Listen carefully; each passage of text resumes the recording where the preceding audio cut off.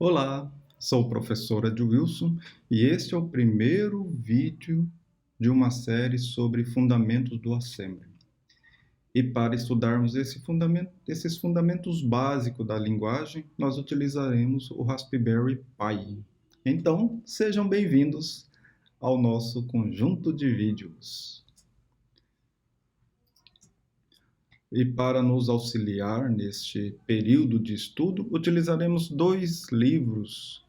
O primeiro ele fala mais sobre arquitetura e utiliza o Raspberry Pi para explicar os conceitos básicos de arquitetura de computadores. É interessante, eu recomendo que vocês façam a leitura e o estudo desse livro. Tá certo que em alguns capítulos ele aborda outros conceitos, outros conteúdos. Por exemplo, tem um determinado capítulo que o autor apresenta conceitos de redes, modelo OSI, mas de uma maneira geral é interessante, principalmente para os alunos da área de computação, né, fazer a leitura e o estudo desse livro. E o segundo livro ele é muito específico, né, é sobre a linguagem Assembly mesmo, utilizando o Raspberry Pi. É um livro introdutório, inicial, aborda exemplos com Raspberry Pi o 0, 1, 2 e 3. Tá certo que hoje já tem a versão 4, mas os conceitos são semelhantes e podem ser empregados sem problema nenhum. Então, vamos dar continuidade. Raspberry Pi, ele é um equipamento pequeno, é mais ou menos o tamanho de um cartão de crédito, é relativamente barato. Falo relativamente barato quando ele é comprado lá no país de origem, né? Seja na Inglaterra, Estados Unidos. Quando vem aqui para o Brasil via importadores oficiais, o preço aumenta bastante. Além da própria questão do imposto, né, com a desvalorização do real, e isso o real vem desvalorizando nos últimos anos, né, desvalorizou bastante. Então aqui para a gente o valor dele é muito alto, né? Mas é mais barato do que um computador convencional. Então, qual é as características principais? Hoje é possível comprar um Raspberry Pi até com 8 GB de RAM, né? Isso é uma quantidade considerável de memória. Esse equipamento ele tem interfaces de rede cabeada, tem uma interface Gigabit Ethernet, né? Geralmente ele vem com duas USBs tipo USB 3, duas USB 2. Essas USB 2 podem ser utilizadas para ligar mouse, teclado e outros dispositivos. Geralmente o USB 3 a gente conecta um dispositivo de armazenamento auxiliar, né? Neste caso, ele tem também portas HDMI. Existem algumas diferenças entre os modelos, alguns utilizam mini HDMI, outros micro HDMI, então é bom tomar cuidado na hora de fazer a aquisição. E este modelo específico, ele é alimentado por uma interface USB tipo C, né? Então percebam que essa interface USB tipo C, ela é utilizada somente para alimentação, né? E modelos anteriores, os mais antigos, eles tinham um conector para a gente fazer a ligação, o fornecimento de energia via adaptador. E o que ele tem de interessante também, né? É o processador, é um processador da família ARM. Então, tudo aquilo que a gente estuda do ARM, ele pode ser aplicado aqui sem problema nenhum. E quando a gente trabalha com Assembly, vocês vão perceber que é muito importante conhecermos a arquitetura utilizada. Não é possível estudar Assembly sem conhecer a arquitetura. Então, nós vamos ver isso ao longo desse período. Então, aqui é um exemplo de utilização do Raspberry. Percebam que aqui nessas interfaces USBs tem um dispositivo de armazenamento externo, um mouse, o teclado. Esse modelo específico ele suporta até 2 monitores 4K, né, para fazer ali a saída de vídeo, né? E é um dispositivo que é utilizado com diversas aplicações, A ideia inicial dos desenvolvedores era auxiliar a implantação de laboratórios de programação para ensinar programação para crianças, para adultos, e cujo o valor seja baixo, né? Então, os equipamentos são relativamente baratos. E realmente dá, né? A gente consegue desenvolver vários programas, implementar vários programas utilizando o Raspberry.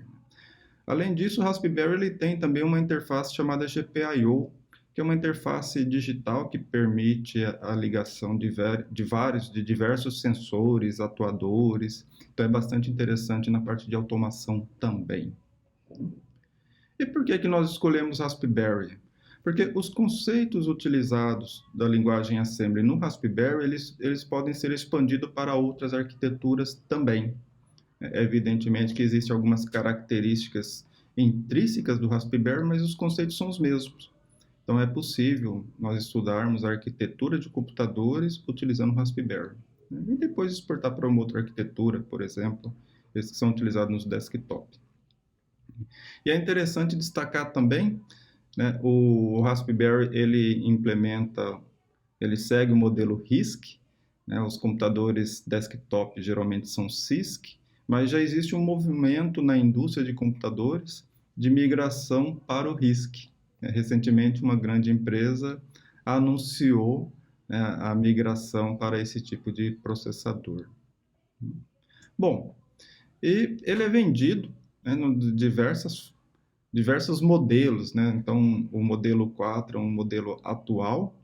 Na verdade, ele difere dos anteriores em função da capacidade de processamento e memória, basicamente é isso aí. Ele mantém ainda os 40 pinos do GPIO, né, é muito interessante essa interface. Nós podemos, como eu disse, ligar motores, sensores. É muito interessante para desenvolver atividades com ela, né? E também tem um modelo chamado Pico, que é uma evolução do Raspberry Pi Zero ou Zero, que é um modelo mais simples, menor, mas que também é bastante utilizado, né? Bastante utilizado mesmo. E recentemente a Raspberry lançou o Pi 400, né? O Raspberry nesse caso ele é embutido num teclado. Então quando a gente compra o Pi 400 ele vem um teclado. E esse teclado, dentro dele, ele já traz a placa do Raspberry. Daí muda um pouquinho o formato para se adaptar ali no teclado, mas é uma outra opção também. Eu recebi uma notícia ontem que um importador oficial trouxe para o Brasil e está vendendo aqui por quase R$ 1.000. Então, realmente, se nós considerarmos R$ 1.000, né, isso equivale a um valor expressivo aqui para a gente, né? Então, realmente seria equivalente mais ou menos a $200. Você fala assim, então, mas R$ 1.000 é muito, os $200 nem tanto, se considerar imposto e valores de importação e mais o lucro da empresa. Mas como eu disse no início, a desvalorização do nosso dinheiro complica muito. Então, dando continuidade. E agora, vocês vão precisar de um Raspberry? Quem tiver um Raspberry, sinta-se à vontade para utilizar, é interessante fazê-lo, mas quem não tem, pode virtualizar. Isso mesmo, então vocês podem virtualizar um Raspberry Pi, o software dele, nesses virtualizadores comuns, né, como o QEMU, VirtualBox, enfim. Se vocês entrarem no Google e digitar como virtualizar Raspberry Pi, vocês vão receber várias informações sobre como fazer isso aí. Então, eu recomendo para quem não tem um Raspberry Pi disponível, que para acompanhar esses vídeos, esses exercícios, essa aprendizagem, por exemplo, que façam a virtualização. Existem também emuladores que funcionam com navegador de internet, mas fiquem à vontade para escolher a opção que vocês desejarem. Feito isso, vamos ao nosso primeiro programa com Raspberry Pi. Eu tenho aqui do lado uma conexão. Esta conexão é uma conexão SSH com um equipamento. No caso, este é um Raspberry Pi Zero. É aquele Raspberry Pi mais simplesinho, né? Nele está rodando o Raspbian, que é uma versão do Debian específica para Raspberry Pi. E é a configuração padrão. Eu utilizei a distribuição Homebridge, que ele permite, na verdade, é um Raspberry que eu estou utilizando para fazer a interligação de alguns sensores, né, de sensores para casa inteligente e IoT. Mas esse mesmo equipamento vai servir também para o nosso curso. Então percebam que mesmo o Raspberry Pi Zero, ele pode ser utilizado para diversos fins. Então, muito bem. Independente de como vocês vão conectar, se vocês vão virtualizar, se vocês vão utilizar um Raspberry Pi direto, vocês podem também ligar o Raspberry Pi no monitor, mouse e teclado, e utilizar a interface gráfica dele para programar. Fiquem à vontade, existem IDEs que permitem fazer isso aí, ele traz, salvo engano, code block, mas o que vocês precisam entender? Um programa numa linguagem Assembly, Python, C, C++, nada mais é do que um arquivo texto com o conteúdo da linguagem. Então, vocês, na verdade, podem utilizar qualquer editor de texto, inclusive direto no teclado, né, sem abrir o editor de texto propriamente dito, vocês podem criar um texto, né, um arquivo texto com os comandos da linguagem. Neste exemplo específico, nesses vídeos de hoje, eu vou utilizar o Vim, é um editor de texto, né, padrão, que vem em praticamente todas as distribuições Linux, e ele já faz parte da família Windows, Linux e Unix há muito tempo, né? Ele é um editor muito simples, mas poderoso. Depois que você conhece como que funciona, vocês vão perceber que ele é bastante poderoso. E olha que interessante, roda no Raspberry Pi Zero, né? Eu vou deixar uma configuração padrão, né, para que ele mostre para mim sempre o número de linha, né? Isso facilita até para vocês visualizarem também. E para deixar isso padrão, eu criei um arquivo de configuração, né, que eu vou mostrar aqui para vocês. Um arquivo de configuração. Opa. Então vamos aqui olhar esse arquivo de configuração. Então vamos abrir aqui. Agora sim. Opa. E é claro, durante o curso, nós vamos utilizar alguns comandos do Linux ou alguns comandos do Unix. Fiquem tranquilos, são comandos básicos. Por exemplo, o comando cat é simplesmente para mostrar algo na saída padrão. Percebam que aqui já estou falando de saída padrão e entrada padrão. Saída padrão, no caso, é o monitor, é a tela que está aqui, e a entrada padrão é o teclado. Esse til que aparece aqui, ele significa o home dir do usuário. Com o usuário pi, o home dir dele, o diretório home, o diretório casa, né, essa tradução é estranha, é /home/pi, ou /home/pi. E esse arquivo, o nome dele começa com ponto, ele é um arquivo oculto, né, que é um arquivo de configuração do Vim para o meu usuário específico. Então, qual é o conteúdo dele? Eu deixei marcado setNumber, ele simplesmente vai mostrar as linhas do arquivo que eu estiver editando, e o setTabStop 4, ele vai converter a tecla Tab para... Ele vai delimitar a tecla Tab em 4 espaços. Isso, para mim, é interessante, porque facilita a organização e edição do arquivo em questão. Então, vamos para o nosso primeiro arquivo, né? Então, vou programa 1 e vou usar a extensão S. Então, está aqui. Então, perceba que esse número 1 que aparece aqui em cima, na verdade, ele indica o número da linha. Ele não está informando que o arquivo contém o número 1. O VI ele tem diversos modos, né? Eu vou entrar no modo de edição. Então, eu pressiono a tecla I. Agora ele passou para o modo de edição. Ele permite eu digitar comandos, conteúdos, né? Então, o Global Start. O que faz o Global Start? Opa. Olha só. No modo de edição, a tecla voltar, setinha para baixo, setinha para cima, ela aparece diferente. Então, perceba que agora eu pressionei as teclas, ele vai fazendo isso aí. Eu vou voltar para o modo de comando, então eu pressiono ESC e vou apagar essas linhas. Para apagar a linha, eu digito DD, a letra D e a letra D 2 vezes. Então, eu consigo apagar as linhas. E agora, como eu estou no modo de comandos, vou voltar para o modo de edição com a tecla I. Então, agora ele já voltou para o modo de edição e, efetivamente, eu vou começar a edição. E o que nós temos aqui? Eu simplesmente, na seção Global, eu devo indicar para o compilador, né, do Assembly, onde que inicia o código. Isso, na verdade, ele vai deixar a seção visível para o compilador. Então, geralmente, na primeira linha, ou logo no início, nós precisamos indicar isso aí. E esse start, na verdade, é um label, uma etiqueta. Então, efetivamente, eu começo aqui. Percebam o seguinte, que para eu indicar essa etiqueta aqui, eu utilizei 2 pontos. Então, esses 2 pontos ele indica o início, ele indica uma etiqueta, um label. E essa etiqueta serve para várias coisas.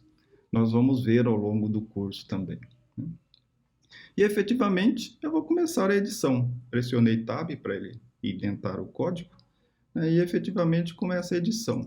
Pode utilizar maiúsculo ou minúsculo, fique à vontade. Nesse caso aqui, eu vou utilizar maiúsculo para indicar os comandos e os endereços também, algumas outras informações sobre os registradores. É isso que eu vou fazer. Opa, 65. E, finalmente, não se preocupem com isso. Agora, já vou explicar o que faz, o que estão fazendo esses comandos. SWI0 e pronto. Está aqui meu primeiro programa em Assembly. E vamos ver o que ele faz? Então, primeira coisa, eu vou gravar. Então, para gravar, novamente, eu mudo para o modo de comando. Pressionei ESC, 2 pontos. Percebam que aqui embaixo ele já mostrou 2 pontos. W para gravar. Então, ele já gravou esse primeiro programa em Assembly, né? E olha só o que ele está fazendo. O Assembly ele utiliza mnemônicos. Então, mnemônicos são siglas para execução de comandos. O move, esse MOV, ele move um conteúdo, né? Ou ele carrega um conteúdo. Eu estou utilizando 2 registradores. Vocês se lembram lá das aulas de arquitetura de computadores? Pois é, nós utilizamos registradores. Então, eu estou utilizando 2 registradores aqui. O registrador R0 e o registrador R7. Essa linha aqui simplesmente carrega o valor 65, decimal 65, para o registrador R0. Isso seria equivalente a, isso, a mais ou menos isso. Ó. R0 recebe, R0, olha só, vamos apagar essa linha lá no final e editar. R0 recebe 65. É isso, simplesmente isso. Esse arroba que eu coloquei no final ali, ele é utilizado para comentário. Então, significa que o que está após o arroba, ele é um comentário. E aqui eu estou fazendo R0 recebe 1. Então, é isso que está fazendo aqui. E, finalmente, esse último comando, né, é uma interrupção. Eu vou deixar sem assim, interrupção de software. 0. Então, vamos ver o que faz tudo isso aqui. Então, a linha 4, aliás, a linha 3 inicia um label, que é o start, né? Como eu já disse no início, ele vai indicar o início do programa, né? A linha 4, ela carrega o número 65 no registrador R0. A linha 5 carrega o número 1 no registrador R7. E a linha 6 faz uma chamada de interrupção de software. Como vocês devem se lembrar lá das aulas de arquitetura de sistemas operacionais, né? Arquitetura de computadores, sistemas operacionais. A chamada de software é uma chamada do usuário para o sistema operacional executar uma determinada atividade. Nós não temos acesso, como usuário, acesso diretamente ao hardware da máquina. No modo usuário, quem tem esse acesso é o kernel do sistema operacional. Então, aqui é uma chamada para o sistema operacional.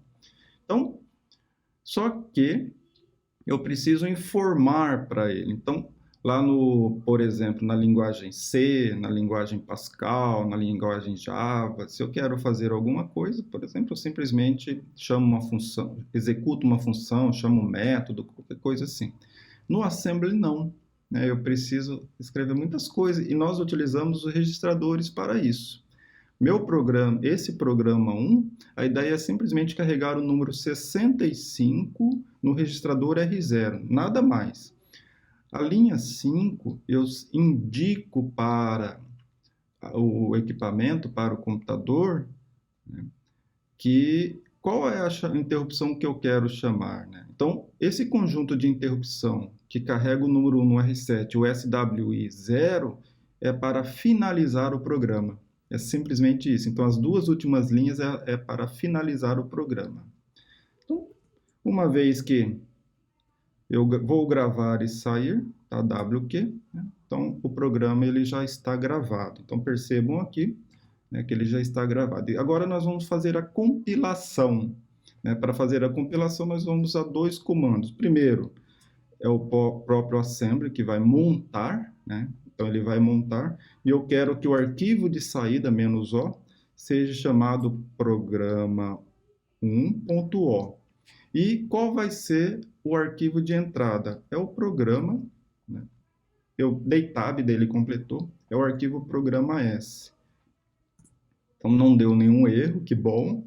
E agora nós vamos criar o executável. Para criar o executável, é o aplicativo LD. Então, novamente, o arquivo de saída é o programa 1. Nós não precisamos, não tem aqui o conceito de exe, né? Extensão exe no Unix, né? Então, nós não precisamos fazer, isso é coisa lá do Windows. E o arquivo de entrada é o programa 1.o. Ótimo, então agora eu já tenho, né? Se eu olhar aqui, ó, eu já tenho o programa 1, que ele está na cor verde, o programa 1.o, que é o arquivo objeto, e o programa 1.s, que é o programa fonte em assembly. Então, eu posso agora executar o programa. E vocês percebem, por exemplo, com ls-a, os bits, né? Então, aqui, ó, o primeiro bit, ele indica o tipo de arquivo. Quando ele é um tracinho, significa um arquivo regular, né? Mas ele pode ser um diretório também, como é a letra D. Os três bits na sequência são as permissões de leitura, R, escrita, W, e execução X para o dono do arquivo, nesse caso é o usuário Pi, né? Então, percebo que eu sou o usuário Pi.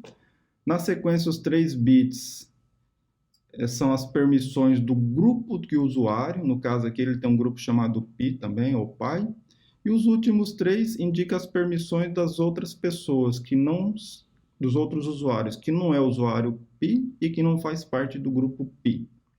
Parece confuso agora, mas é tranquilo, isso aí com o tempo vocês vão acostumar. Então, observem que o programa 1, que é esse arquivo aqui, somente ele tem ativado aqui o bit de execução para qualquer pessoa, para qualquer usuário do sistema. Isso tem sentido, porque eu não vou executar um arquivo texto.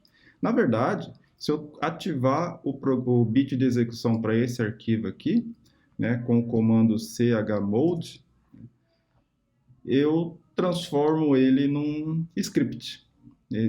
O shell vai tentar executar os comandos que estão lá dentro dele. Mas isso não é coisa para nosso curso de hoje. E, finalmente, para executar, eu preciso dizer onde que ele está. Então, .bar significa o diretório corrente. Pronto. Opa, eu executei aqui o chmod, né? Não, chmod não é para isso. Vamos executar só o programa 1. Então, está aqui, ele executou. Mas o que ele fez? Simplesmente carregou o número 65 no registrador R0.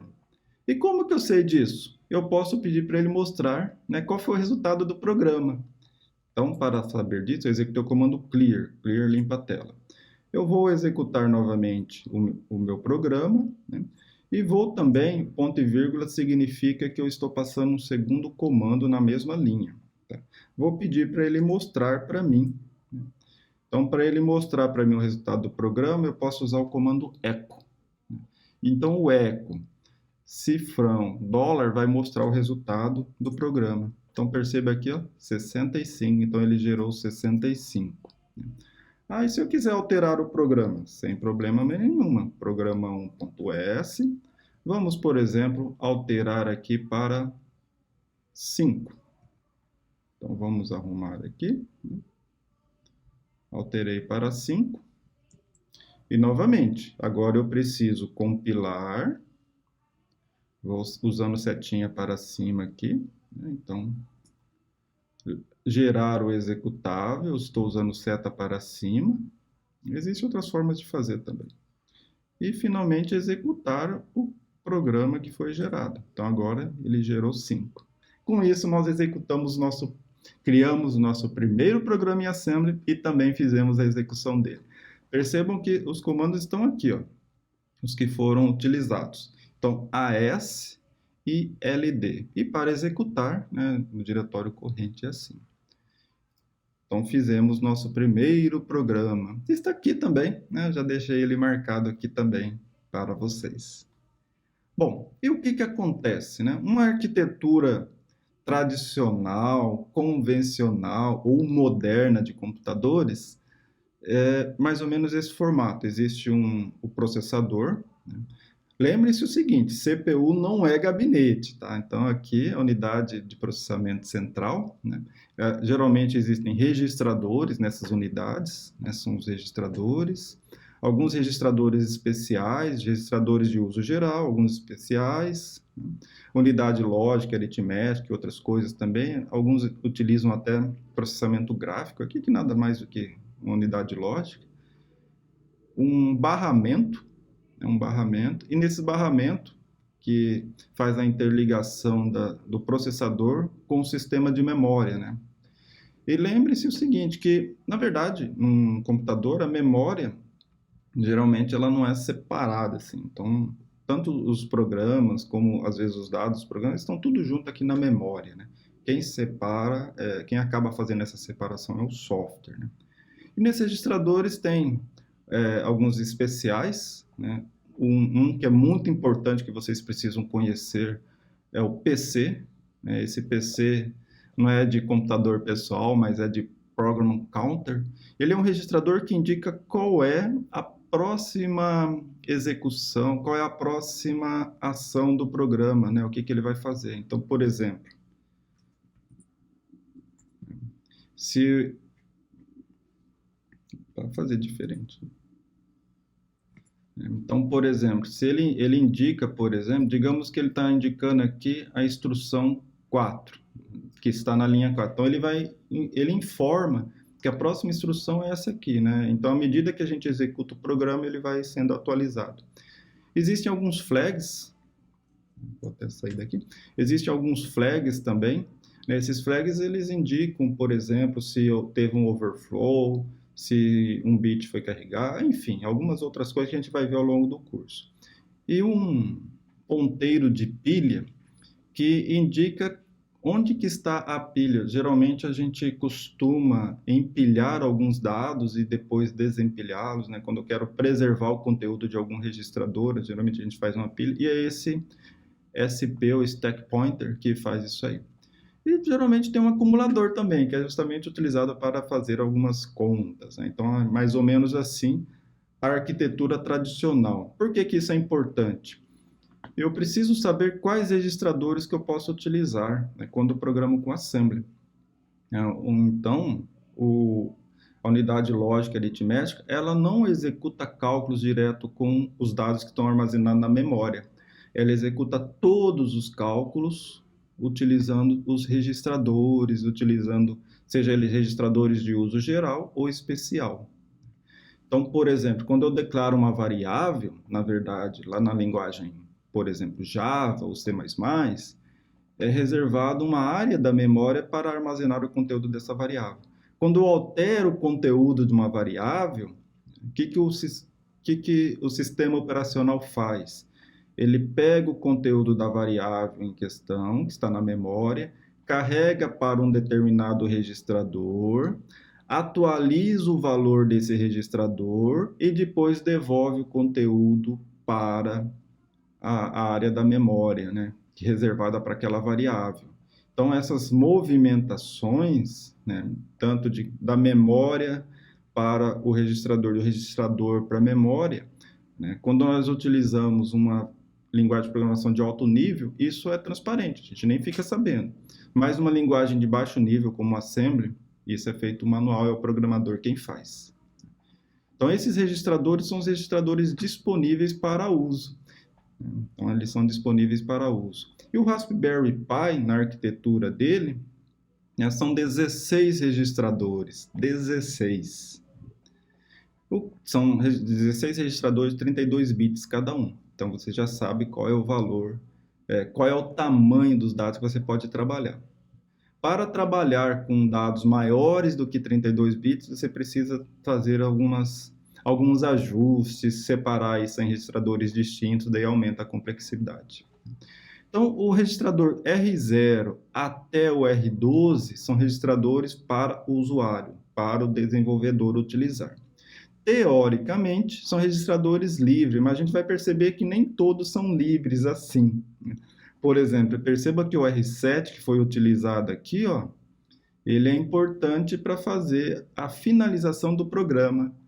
Então, quando lá na linguagem Pascal, que eu termino, a última linha do programa deve ser a palavra reservada end, né, com ponto final, ele, na verdade, ele gera algo semelhante a isso aqui, ó, para finalizar o programa. Aqui no Assembly eu não tenho um comando chamado end, eu preciso atualizar, carregar no registrador R7 o número 1 e na sequência fazer uma chamada de interrupção por software, assim que a gente finaliza, né?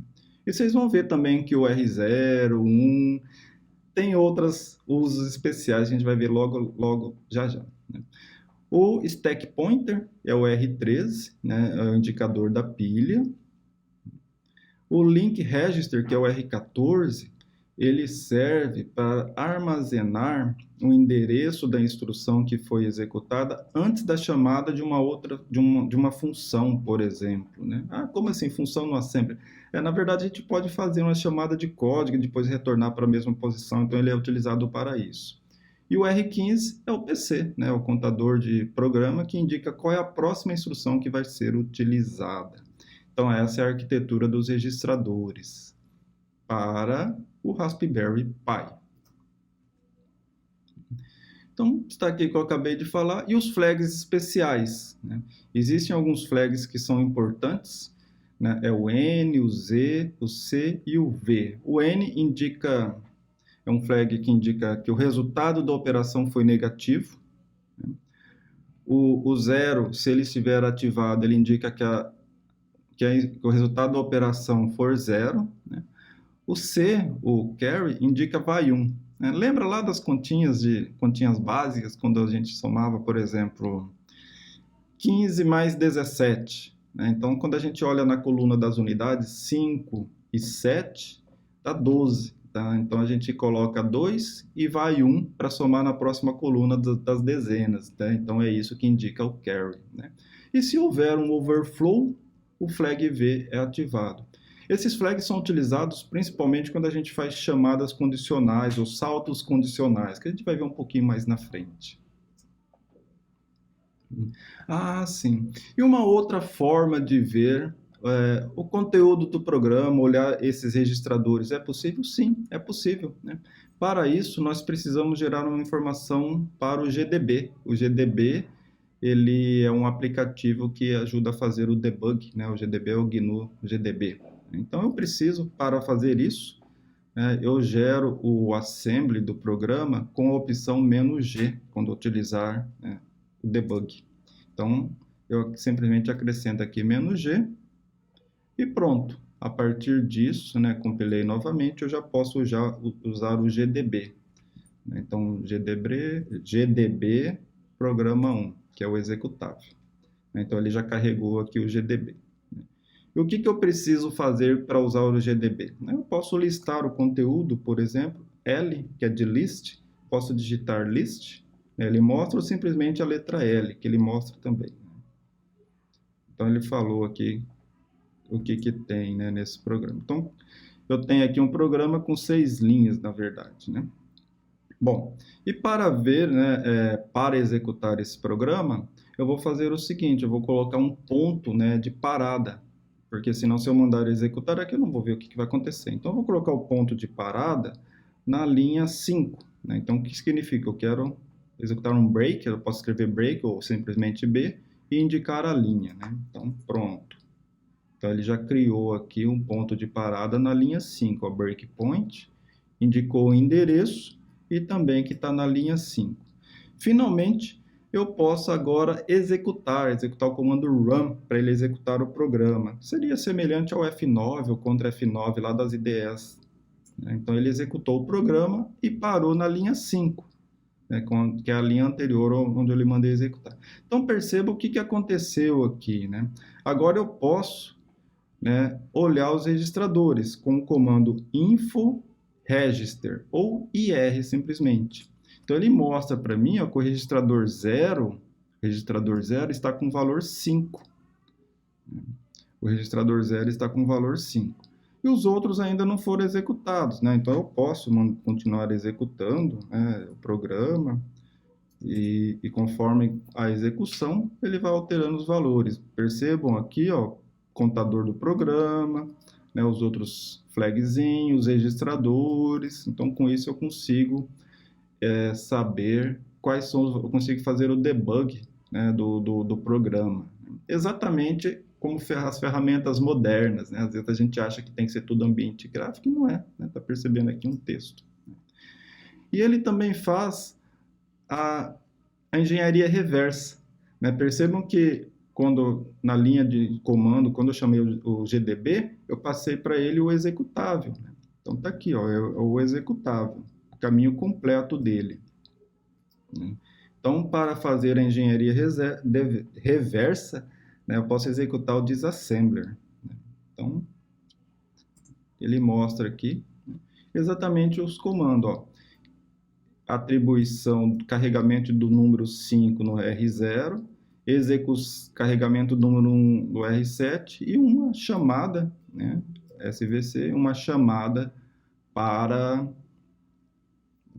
de interrupção de software. Perceba aqui, ó, esse sinal indica, né, na verdade, qual é a próxima linha a ser executada. Então, aqui embaixo, deixei para vocês, né, um lembrete, né, para usar o GDB. Então, precisa incluir o "-g", né, daí gera executável e executa o GDB com o arquivo executável que foi gerado aqui em cima. E os principais comandos é o L de list, o B e um número para indicar a ponto de parada, né, qual é a linha de ponto de parada, o R para executar, o info register ou IR para mostrar o valor dos registradores e o disassembler ou disas para mostrar, né, vou sair, para sair é kit, né? Você mistura, sim, pode sair. Então, com isso, vocês podem usar o GDB para fazer a depuração do programa. Ótimo, então já vamos para o nosso programa 2. O que será que tem no programa 2? O programa 2 é utilizado para mostrar informação em tela, né? Então a ideia do programa 2 é justamente isso aí. Então vamos, VI programa 2.s. Então, novamente, sempre começo com global. Opa, vamos arrumar isso aqui. Vamos arrumar. Ponto, global, start e finalmente o start 2 pontos. E aqui começa. Bom, para escrever em tela, se eu estivesse utilizando, por exemplo, uma linguagem C, eu faria algo mais ou menos assim, né? Include IO, né? IO stream. Parece-me que é isso. Faz tempo que eu não programo com C, né? Então não tem. Acho que é algo parecido com isso. IO stream, acho que é isso. Posso ter, por exemplo, um int man, né, a função principal e inicia, e, por exemplo, um printf, né, algo mais ou menos assim. Olá, mundo. Né? ponto e vírgula, vou falar para retornar 0 e finalizo, né? Então, um programa em C para escrever uma mensagem é basicamente isso aí, né? A função principal, a função para escrever em tela e o return. Só que no assembly eu não tenho uma função printf a princípio, né? Então eu preciso fazer isso manualmente. Vou fazer o seguinte, eu vou deixar aqui como lembrete, né, como lembrete este comando aqui. Percebam que esse barra asterisco indica início de comentário. São comentários de múltiplas linhas, né? O arroba é um comentário de uma linha, aquele é um comentário de múltiplas linhas. Então, para escrever em tela, eu preciso fazer toda uma preparação, né? O que eu preciso fazer, né? Eu preciso, por exemplo, fazer uma chamada para o sistema operacional, né? Para isso, né? Então, eu preciso fazer o seguinte, carregar no R7 o valor 4. Opa, 4. Já nós vamos ver isso aí. Eu preciso também informar que o resultado que eu quero escrever, o valor que eu quero escrever, é no monitor. Então, para fazer isso aí, eu informo no R0 o número 1. Né? E eu preciso também dizer onde que está o conteúdo que eu vou escrever, né? Então, por exemplo, e isso eu faço no R1, né? Então, por exemplo, string. Né? Vamos arrumar esse string aqui, né? O que é string? A declaração do string ela é feita numa outra seção do arquivo, né? No assembly, então a seção data. Né? Então, nessa seção que eu digo quais são a área de memória que eu vou utilizar, ou o conceito de variável também. Então, a minha variável chama string, ela é do tipo ASCII, e o conteúdo dela, hello world. Aí eu vou colocar aqui no final um /n para ele quebrar a linha. Então, está aqui. Então, eu tenho uma string que vai ser armazenada, vai ser alocada uma área de memória, né, para ela. E essa área de memória que vai ser utilizado para apresentar o conteúdo em tela. Então, neste caso aqui, percebam... Opa, tem um erro aqui. Então, é assim. O tralha ou cerquilha, ou como dizem o jogo da velha, ele é utilizado para informar um número decimal. Então, aqui eu estou carregando o número 4 no registrador R7. Aqui eu carreguei o 1 no registrador R0. O sinal de igual significa que ele está pegando conteúdo, na verdade ele pega o endereço que aponta para aquela variável. Então ele está pegando o endereço de memória reservado para a variável string e carregou no R1. E tem mais um, né? Eu preciso dizer qual é o tamanho da memória, quantos caracteres eu quero mostrar em tela. E isso eu informo no registrador R2. Então, por exemplo, aqui, ó.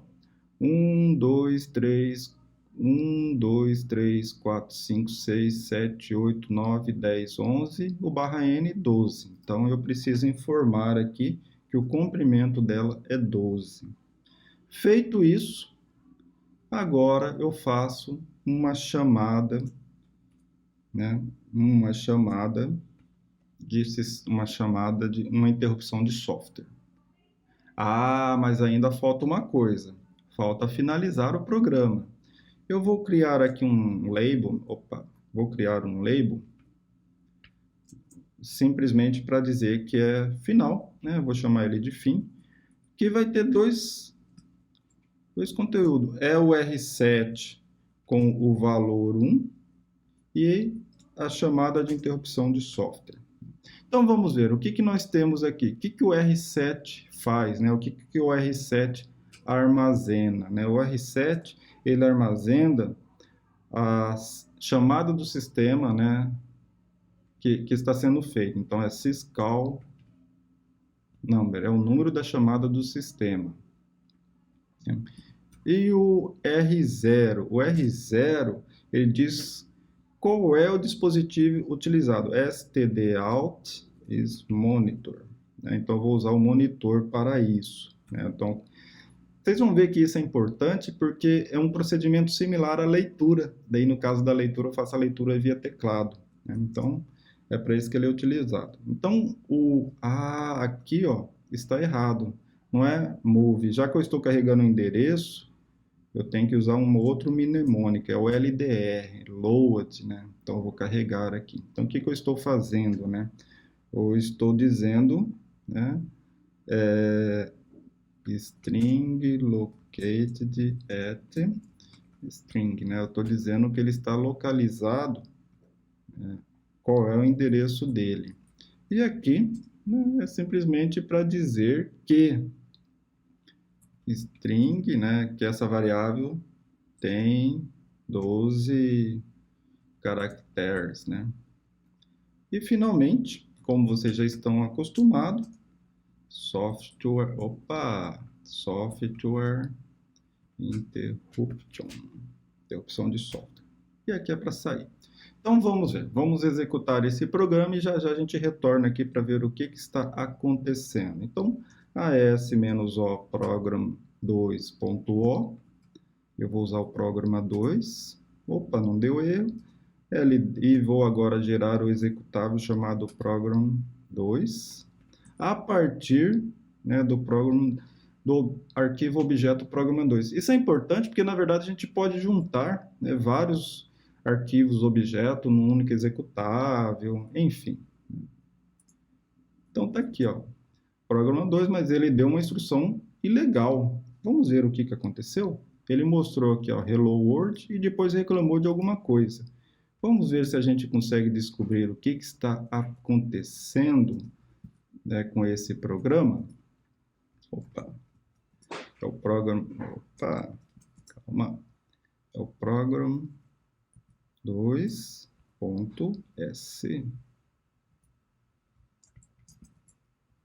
Cadê? Ah, é programa, vi programa 2.s. Opa, para sair sem salvar aqui, exclamação. vi programa 2.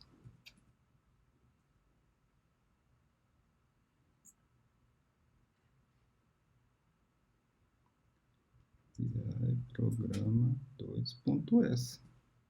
Ah, sim. Então vamos olhar aqui. Vou limpar esse código. Na verdade, nem precisava, mas fica mais fácil. Então, o que que eu tenho aqui?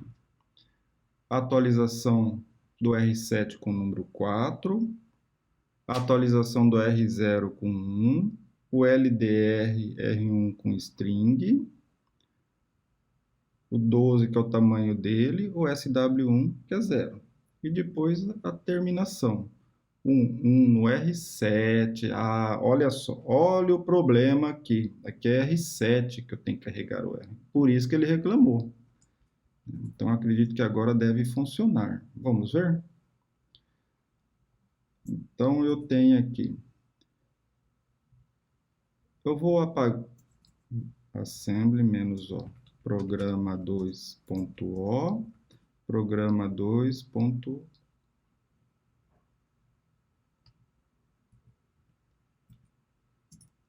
Vamos agora gerar o executável, né? Opa. Programa 2 e o programa 2.o. E agora sim executar o programa 2. Programa 2. Mesmo assim ele está dando. Vamos. Programa. Apagar esse programa 2. Apagar também o programa 2. Ele tem vários arquivos aqui, ó. Programa 2. Acho que é isso que confundiu. Vamos ver?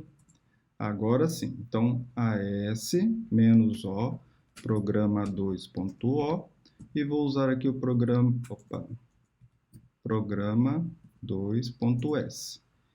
ld-o, programa 2, e vou usar o programa 2.o. E assim, programa 2. Pronto, agora funcionou. Estava com os arquivos anteriores. Então, observe aqui que ele executou né, mostrou em tela o Hello World. Então, assim que é o programa 2. Então, está aqui um exemplo dele. O que é importante saber? Que para escrever em tela, eu preciso fazer uma chamada, informar qual é o número da chamada para o sistema operacional, e para isso eu utilizo o número 4, quando eu quero escrever em tela é o número 4. Se eu quisesse finalizar o programa, seria o número 1. Então eu tenho que informar no R7 qual é a chamada que eu quero fazer. Essa interrupção aqui em cima de software, ela vai utilizar esses dados dos registradores. E essa interrupção de software aqui de saída vai utilizar esse aqui. Então, o 1 é para finalizar o programa e o 4 é para escrever em tela. E onde que eu vou escrever isso? Eu preciso informar também. Ele vai olhar no R0. Tá? Então, quando eu carrego o número 1 no R0, eu estou dizendo que ele vai utilizar o monitor. É o dispositivo de monitor. E eu tenho que dizer também qual é o conteúdo, quantos caracteres vão ser impressos, vão ser escritos na tela.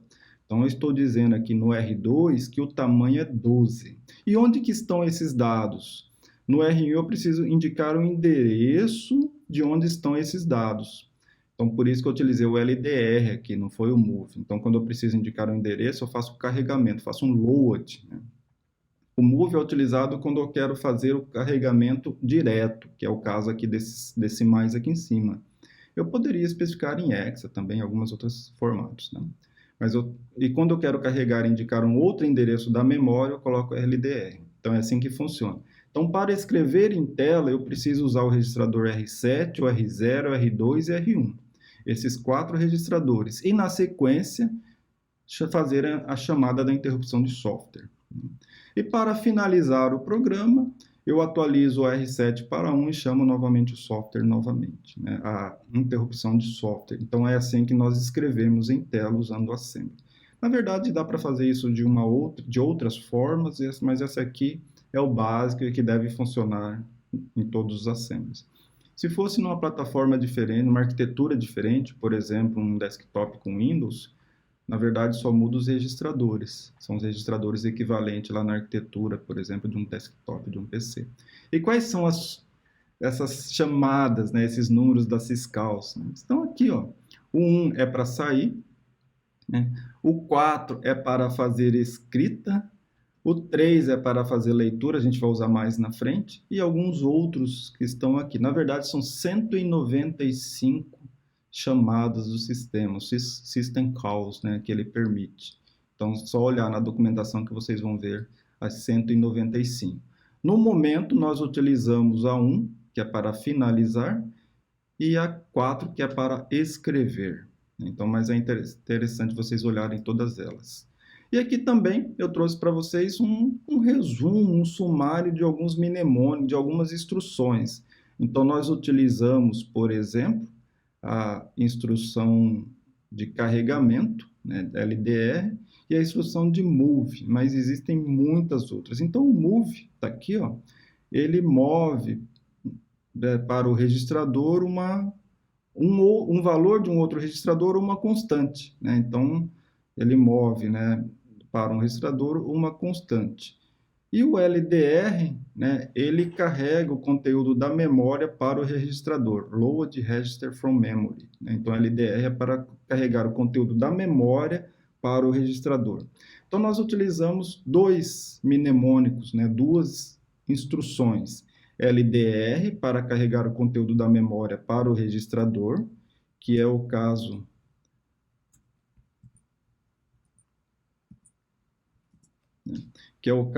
desse aqui, dessa linha, que eu carreguei o conteúdo da memória reservado para a variável string, e o move, que nós já estamos acostumados das atividades anteriores. Então, agora, para vocês pensarem, considere um programa que escreve uma mensagem para o usuário. Qual é o resultado da execução se o valor informado no registrador R2, que é esse aqui, for maior do que o tamanho da string? Então, por exemplo, essa string aqui, hello world, com /n no final, tem tamanho 12. E se eu informar um número maior aqui, no lugar do 12, informar, por exemplo, 20, 30, o que vai acontecer? Segundo caso, qual é o resultado da execução se o programa, se o valor informado no RG2 for menor, né? Então, no lugar de eu informar 12, aqui eu informar, por exemplo, 5, 7, o que vai acontecer? Vou deixar para vocês responderem isso aí, para vocês implementarem e responder. E, por último, como obter automaticamente o tamanho da string? Percebam que aqui eu contei, né, o tamanho da string e informei aqui, mas será que dá para obter esse valor automaticamente, sem precisar contar na mão? Como que a gente poderia fazer? Então, eu deixo esses 3 exercícios para vocês executarem. Espero que vocês tenham gostado e até o nosso próximo vídeo.